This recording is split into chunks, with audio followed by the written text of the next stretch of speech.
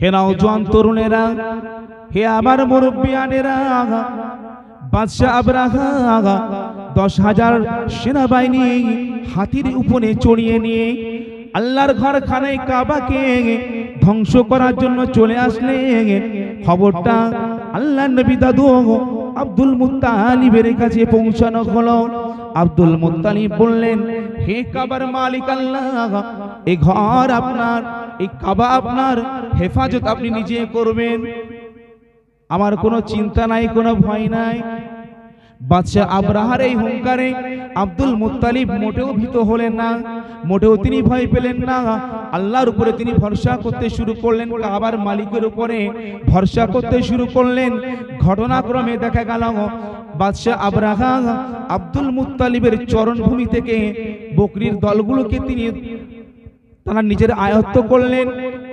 চরণভূমি থেকে আব্দুল মুত্তালিবের বকরিগুলিকে তুলে নিয়ে যাওয়া হলো। আব্দুল মুত্তালিব সন্ধ্যা যখন হয়ে যায় বকরিগুলোকে খুঁজে পায় না, চতুর্দিকে খোঁজাখুঁজি করে, জানতে পারলেন বাদশাহ আবরাহার লোক লস্কর তারা আব্দুল মুত্তালিবের বকরিগুলো তুলে নিয়ে গেছে, ধরে নিয়ে গেছে, আটক করেছে। আব্দুল মুত্তালিব ছুটে চলে গেলেন বাদশাহ আবরাহার নিকট। ও বাদশাহ আবরাহা, আমার বকরিগুলোকে আপনি কেন আটকিয়ে রেখেছেন? ওই সময় বাদশাহ আবরাহা হুঙ্কার ছেড়ে বললেন, ওহে নির্বোধ বোকা আব্দুল মুত্তালিব, মক্কার মানুষ আপনাকে নেতা বলে মানে, মক্কার মানুষ আপনাকে গোত্র প্রধান বলে মানে। আমি আজকে বুঝতে পারলাম আপনার মতো নির্বোধ এই এলাকার মধ্যে কেউ নাই। বলে কেন? বলে আপনি জানেন আমি এসেছি আপনার খানায় কাবাকে ধ্বংস করার জন্য, তারপরেও আপনি খানায় কাবার ব্যাপারে কোনো প্রকার আলোচনা না করে নিজের বকরির ব্যাপারে আলোচনা করলেন। ওই সময়তে আব্দুল মুত্তালিব বলেছিলেন, ও বাদশাহ আবরাহা, এই বকরির মালিক বর্তমান আমি আমার বকরিগুলোকে তলব করতে এসেছি, আর এই খানায় কাবার মালিক যিনি, তিনি খানায় কাবাকে হেফাজত করবেন। বলুন সুবহানাল্লাহ। ওখান থেকে ফিরে বাড়িতে চলে আসলেন। এলাকার মানুষদের সাবধান করলেন, সবাই সাবধান হয়ে যাও, বাদশাহ আবরাহা অতি দ্রুত তিনি আসবেন খানায় কাবাকে ধ্বংস করার জন্য। তবে কেউ ভয় পাবে না, যে মালিকের ঘর তিনি সব নিজে হেফাজত করবেন। পরদিন সকালে দেখা গেল বাদশাহ আবরাহা যখন দেখছে এলাকার মানুষের মধ্যে কোনো প্রকার এলাকা ছেড়ে চলে যাওয়ার এমন কোনো প্রিপারেশন নেই, এমন কোনো প্রস্তুতি নেই, বাদশাহ আবরাহা সমস্ত সেনাবাহিনীকে একত্রিত করে অর্ডার করলেন, চলো এবার খানায় কাবার দিকে যাওয়া যাক। হে নওজোয়ান তরুণেরা ও আমার মুরব্বিয়ানগণেরা, বাদশাহ আবরাহা এবার তার সেনাবাহিনীকে হুকুম করলেন, চলো এবার ধ্বংস করতে হবে খানায় কাবাকে। খানায় কাবার দিকে যখন আগিয়ে যায়, কিছু দূর যাওয়ার পথে আমার আল্লাহর আসমানি গজব আসতে শুরু করলো। আল্লাহ পাকের দরবার হতে আকাশ হতে গজব আসতে শুরু করলো। আমার আল্লাহ ইসলামকে বাঁচানোর জন্য কখনো বা অগ্নি বর্ষণ করেছিলেন, কখনো বা তিনি পাথর বর্ষণ করেছিলেন।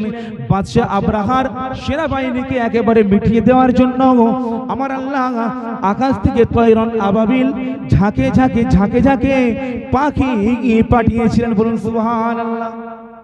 সূরা ফিল পড়েছেন তো? সূরা ফিলে এই ঝাঁকে ঝাঁকে পাখির কথা বলা হয়। আল্লাহ বললেন, ওই সময় আমি ঝাঁকে ঝাঁকে পাখি প্রেরণ করেছিলাম, প্রত্যেকটা পাখির ঠোঁটে করে চঞ্চুতে করে তারা পাথর নিয়ে এসেছিল আল্লাহ পাকের হুকুমে। যখন ওপর থেকে পাথরগুলো ফেলছে, নিচে যেন বোমের মতো বাস্ট হচ্ছে। বাদশাহ আবরাহার যত সেনাবাহিনী ছিল, তাদের মুখে, তাদের মাথায়, তাদের গায়ে পড়া মাত্রই সব একবারে ফেটে চৌচির। 10,000 সেনাবাহিনী ওখানেই ধ্বংস হয়ে গেল। আল্লাহ পাক তারা নিজের ঘরকে হেফাজত করলেন। বলুন সুবহানাল্লাহ। আজকের দিনে যারা ইসরায়েল ফিলিস্তিন দেখেছেন কি ঘটনা ঘটে গেছে, গাজার মুসলিমদেরকে কেমন নির্মম হত্যা করা হলো। আহারে, সেই চিত্র যদি দেখতেন, আমরা যারা সোশ্যাল মিডিয়া ফলো করেছি,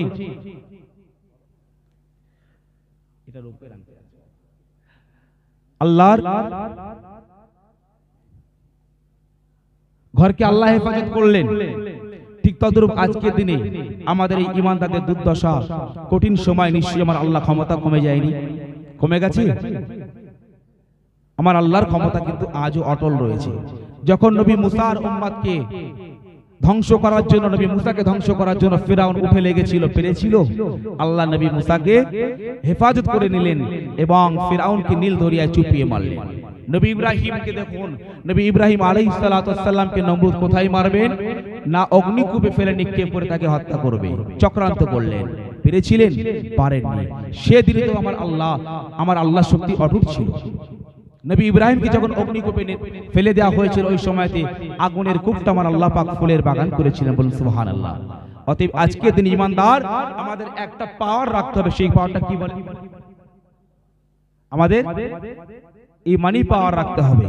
যদি ঈমানদারের ঈমানি পাওয়ার থাকে, মাল্লাহুল মাওলা ফালাহুল কুল, বান্দার যদি আল্লাহর হয়ে যায়, বান্দা যদি আল্লাহর হয়ে যায়, আল্লাহ পাক কুল কায়নাতকে সেই বান্দার গোলাম বানায়। বলেন সুবহানাল্লাহ। পৃথিবীর কোনো শক্তি নাই একজন ঈমানদারের ঈমানকে হেলিয়ে দিতে পারে।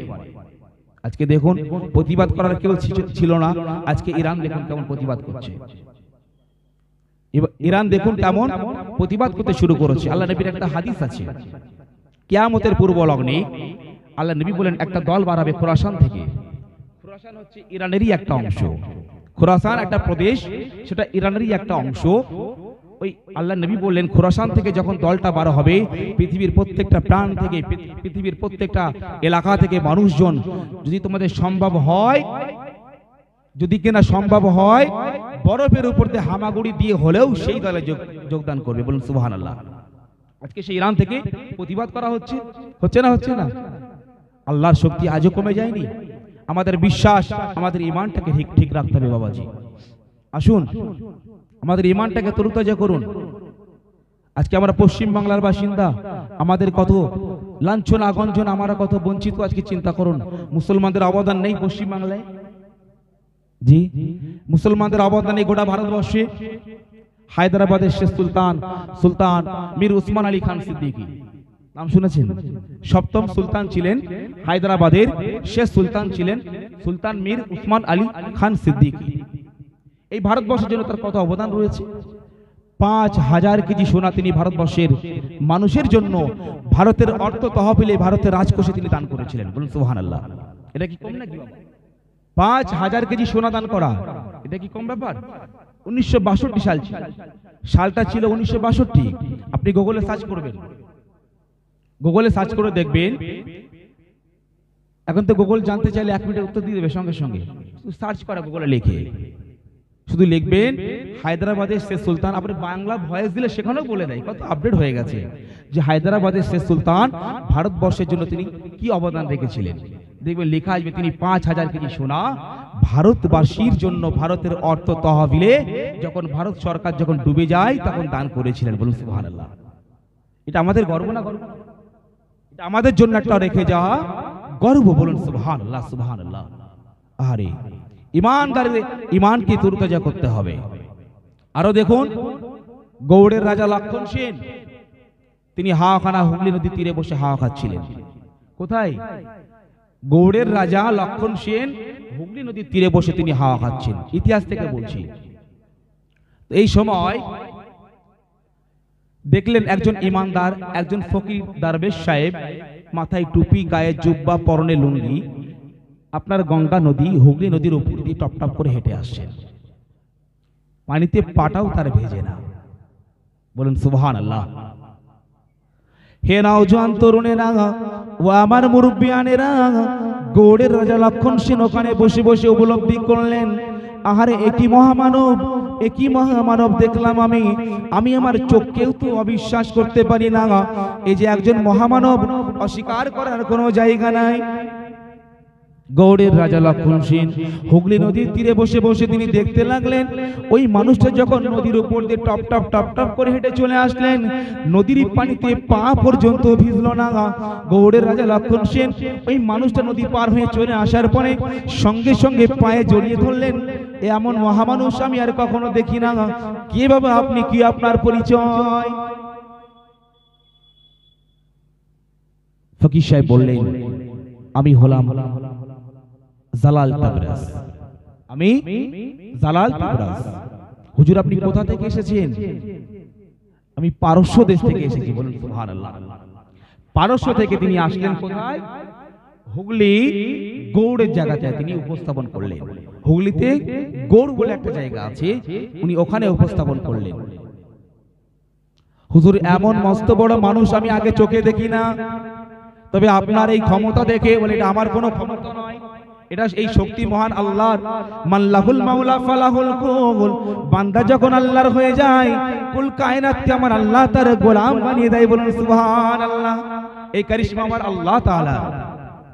হুজুর, তবে আমি এখন আপনাকে কিছু হাদিয়া করতে চাই, কিছু আপনার সংস্পর্শে আপনাকে আমি সংবর্ধনা করতে চাই। আমি জানি মুসলমানদের নবী মুহাম্মদ সাল্লাল্লাহু আলাইহি সাল্লাম তিনি বেদিনদের কাছ থেকেও হাদিয়া গ্রহণ করতেন। আজকে তারিখে আমি গৌড়ের রাজা লক্ষণ সেন আপনাকে কিছু হাদিয়া করতে চাই, আপনি গ্রহণ করবেন কিনা? যখন বললেন আপনার নবী নিয়েছিলেন, ওই সময় আল্লামা জালাল তাবরাজি রাহমাতুল্লাহ আলাইহি তিনি আর অস্বীকার করতে পারলেন না, ওই হাদিয়া গ্রহণ করলেন। কি হাদিয়া ছিল সেদিনে? ইমানদাররা সবসময় ত্যাগ করেছে বাবাজি আমার। ওই সময় আল্লামা জালাল তাবরাজি রাহমাতুল্লাহ আলাইহিকে একটানা 22,000 বিঘে এরিয়া তিনি ওয়াকফ করেছিলেন, হাদিয়া দিয়েছিলেন। কত বিঘে? 22,000 বিঘে। মালদা আপনার হুগলি জেলা পান্ডুয়া আদিনা মসজিদ সেখানে উপস্থাপন করা হয়েছে। 22,000 বিঘে জমি, এলাকাটা 22,000ই বলে পরিচিত, ব্যারিকেড করা আছে। তো আল্লামা জালাল তাবরাজি হুজুর সাদরে গ্রহণ করলেন, কারণ আমার নবী গ্রহণ করেছিলেন। গ্রহণ করার পরে তিনি বলেন, আমি নিলাম তো বটে, কিন্তু একজন ইমানদার, আমার তো এত সম্পদের কোনো প্রয়োজন নাই, এই সম্পদ আমি আল্লাহর রাহে এই এলাকার এতিম বিধবাদের নামে ওয়াকফ করে গেলাম। বলেন সুবহানাল্লাহ। দেখুন, যারা আল্লাহর হয়ে যায় আল্লাহ তাদের হয়ে যায়। বাবাজি আমার ভাইরা, আমার ভাইজান চলে এসেছে, বেয়াদবি মাফ করবেন।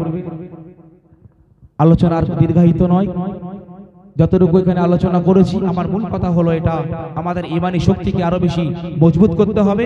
যদি ঈমানি শক্তি আমাদের থেকে হারিয়ে যায়, আমরা একদিন হারিয়ে যাব। যদি আমাদের ঈমানি শক্তি মজবুত থাকে, ইনশাআল্লাহ কামিয়াবি একদিন আমাদের হবে। সকলে বলি ইনশাআল্লাহ।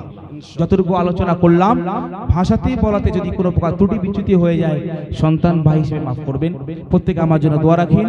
আসসালামু আলাইকুম ওয়া রাহমাতুল্লাহ। দরুদ শরীফ আল্লাহুম্মা সাল্লি আলা ভাইজান মোহাম্মদ বিল্লাল সাহেব যথেষ্ট সুন্দর বক্তৃতা রাখছিলেন, কিন্তু সময় এত আস্তে আস্তে সবারই শেষ হবে। যাই হোক, ওনাকে আন্তরিক ধন্যবাদ। এখন আমাদের সামনে আকাঙ্ক্ষিত বক্তা, যিনি গতবারও এসেছিলেন এবং অত্যন্ত সুললিত কণ্ঠে কোরআন ও হাদিসের উপরে উনি আলোকপাত করেছিলেন, অত্যন্ত জনপ্রিয় বক্তা, তিনি আমাদের সামনে উপস্থিত। আমরা তার জন্য অপেক্ষায় ছিলাম। এখন আমাদের সামনে কোরআন ও হাদিসের আলোকে ওয়াজ ও নসিহত করবেন হরিণঘাটা নিবাসী আমাদের ভাইজান মাওলানা মোহাম্মদ গিয়াসউদ্দিন সাহেব। মাওলানা মোহাম্মদ গিয়াসউদ্দিন সাহেব এখন বক্তৃতা করছেন। তার আগে একটা কথা, আমরা যেটা আর একবার বলেছি, পুনর্বার বলছি, যে কোথাও আর মহিলারা থাকবে না। বয়ঃপ্রাপ্ত মহিলা, তোমাদের জন্য আমাদের ডায়াসের ডান দিকে নির্দিষ্ট জায়গা করা আছে, মহিলা প্যান্ডেল, ওখানে তোমরা চলে আসবে। আর ভলান্টিয়ার্স, তোমাদের আর বৃথা এদিকে ওদিকে না থেকে সবাইকে ভিতরে এনে দাও। আমাদের দাওয়াতি আলেম উনি এখন স্টেজে উপবিষ্ট, বক্তৃতা শুরু করবেন। কেউ এই যে ফাঁকা, যে আমাদের সামনে ফাঁকা জায়গা রয়েছে, যেন ফাঁকা না থাকে, সম্পূর্ণটা পূর্ণ করে দেওয়ার দায়িত্ব তোমাদের। ভলান্টিয়ার্স, তোমরা এদিকে সজাগ হবে। ভাইজান, আসসালামু আলাইকুম ওয়া রাহমাতুল্লাহি ওয়া বারাকাতুহু। আউযু বিল্লাহি মিনাশ শাইতানির রাজীম। বিসমিল্লাহির রহমানির রহিম। আলহামদুলিল্লাহ আলহামদুলিল্লাহি নাহমাদুহু ওয়া নাস্তাঈনুহু ওয়া নাস্তাগফিরুহু ওয়া নু'মিনু বিহি ওয়া নাতাওয়াক্কালু আলাইহি ওয়া নাউযু বিল্লাহি মিন শুরুরি আনফুসিনা ওয়া মিন সাইয়্যাতি আ'মালিনা। من يهده الله فلا مضل له ومن يضلله فلا هادي له ونشهد أن لا إله إلا الله وحده لا شريك له ونشهد أن سيدنا ونبينا ومولانا محمدا عبده ورسوله सल्लल्लाहु तआला अलैहि वसल्लम। قال الله تعالى إن الله وملائكته يصلون على النبي يا أيها الذين آمنوا صلوا عليه وسلموا تسليما اللهم صل على سيدنا وعلى آل سيدنا